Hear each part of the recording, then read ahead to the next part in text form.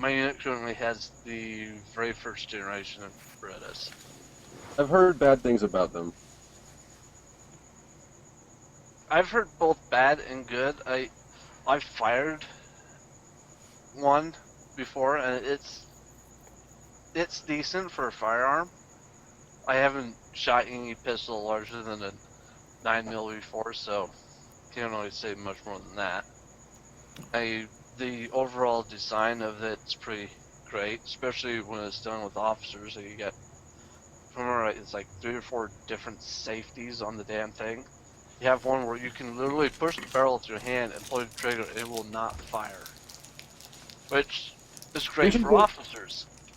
You could get a 10mm so that you just one up everybody else. I think one of the options that they wanted to go to was a 45, not millimeter, but a like old-fashioned 45 calibers. 1911. Which is, yeah, the government used to use 45s way back when, but we went to 9mm. Not sure why. Well, I've been recommending they switch over to issuing a personal pouch of mustard gas. I think that's a more efficient They tried way that to. when I was in high school. Tried giving girls mace. Is that what That's not mustard gas, though.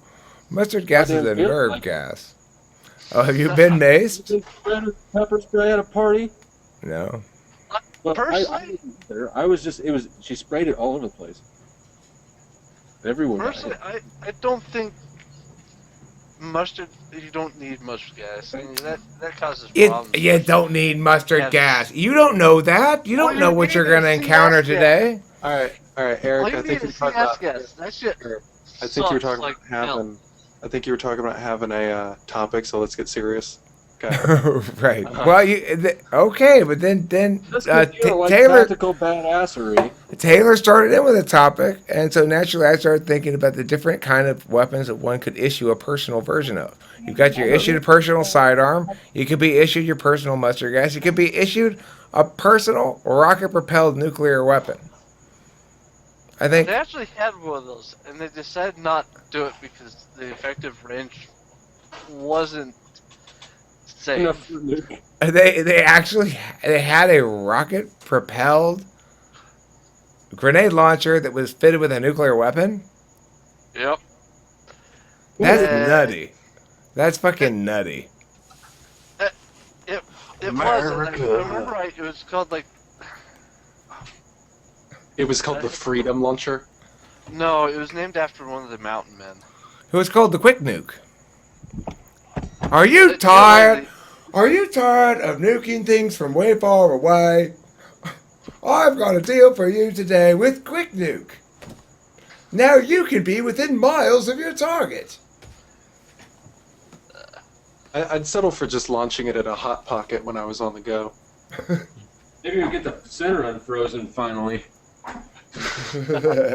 Oh, it was named the Davy Crockett. I think he's talking about this. Hey, those old-timey 45s. Huh? Yep. I don't know if he's talking about a revolver. Does anybody use stop the power? Does anybody use the kind of guns with the? That's the revolver, the one the round one that goes around as you shoot it. That's a revolver, right? Does anybody use that kind anymore? The ammunition is in a round cylinder. Yes. Not they use them, not very often. They don't use them in the military that I know of. It's not one of the standard issue. It's more of a very personal sidearm for generals if they really want it. You might see cops use them if they really feel like it. But other than that, they're more of just like. Is it retro chic? Is that the only reason to have them? Retro chic? Most likely, yeah. They're good weapons. They don't jam. They don't jam. They keep the shells, and you can use them faster. They Yep. keep Shoot the, in your pocket, basically. they keep the shells as good if you're committing a crime, right? Or if you reload. Yep. But yeah, mostly if you commit a crime, that's good. Oh, you mean if you reload, you don't? Well, I don't understand. So do you load just the bullet part into the old shell? No, you Uh, can actually dump the shells out, and then you can stick new shells in. You can reuse brass, and so I don't do it, but a lot of people who shoot a lot will get reloading equipment and just reload their own rounds. Yeah. I've known I a do few family not friends that did that. that's brass shell casings. Interesting. Does anybody still use a breech loader where you put it? That's the kind where you put in the side, right? And you go like this. You Yeah. go, ksh, ksh. The military does use those. They're more of like the sniper rifles, which is the only rifle I know of that a soldier can actually take with him when he leaves the service, because it's his sniper rifle. He's That's used it so throughout his service, and fucking they leave. They can dumb. take it. That's the dumbest rule I've ever heard. Let's let the snipers keep their sniper rifles. Look, I'm not opposed to letting military people keep their weapons in general. I'm just saying, if you're gonna make an exception, it should be the other way around. The one gun that we won't let you keep, trained assassin, is your assassin's rifle, because there's no viable peacetime use for it. You know. But you know what the saying is, right?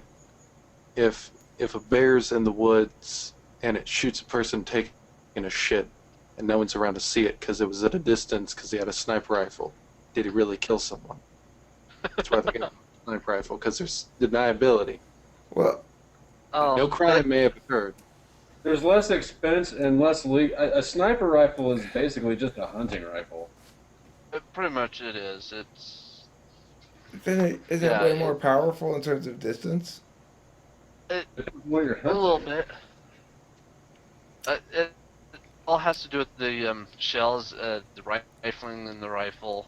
Are you guys telling me the Plus, movies another have reason why lied to they me? let them keep it is because, like, for instance, if I go out, if I get issued a rifle and it's not the one I qualled with and got zeroed last year, then I have to go through the process of zeroing that rifle and then qualling with it. And there's that chance that next time around I get a different rifle, someone's taking it so far out of zero that I have to spend an hour getting it back to zero and getting it zeroed for myself. So zero Whereas is different if for it's different just my people. rifle, then it's perfectly zeroed for me, no one else. So okay, let me get clarification on this. Because with a scale, for example, if you zero it, it's zeroed. You could zero it to a container.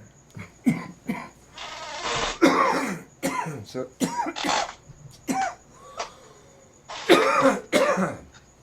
so that if the container weighs like 2 grams, then 2 grams is zero, and then you whatever you put on top of that, right? No, basically when we say zero, it's pretty much we're taking the iron sights and setting them to where we line up the iron sights like we're aiming, and that's where the bullet goes.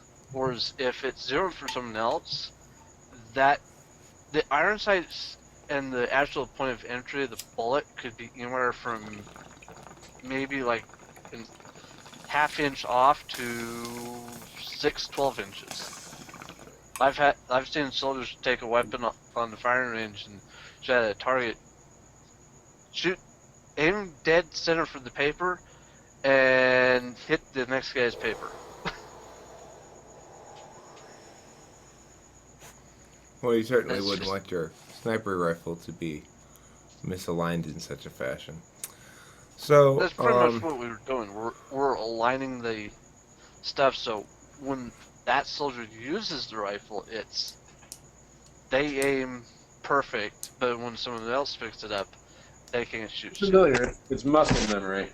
Over that long a distance, that that big a distance and that big a zoom on the scope, a 1 degree difference off is gonna kill Ma and Pa over there, not Muhammad. Yeah, I see.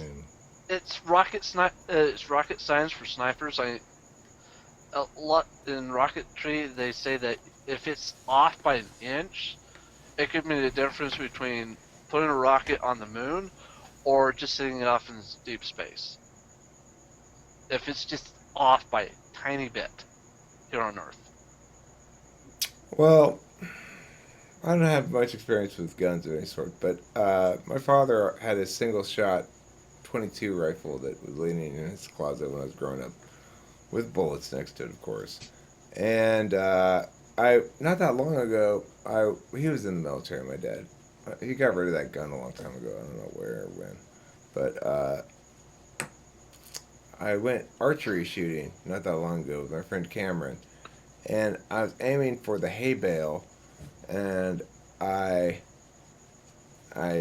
put my phone on the tree trunk above the hay bale to film it, and I accidentally shot the tree trunk. But I was aiming as close to the middle as I could, but I guess I probably wasn't very good at it.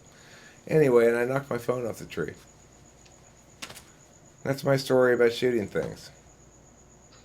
Robin Hood. Yeah.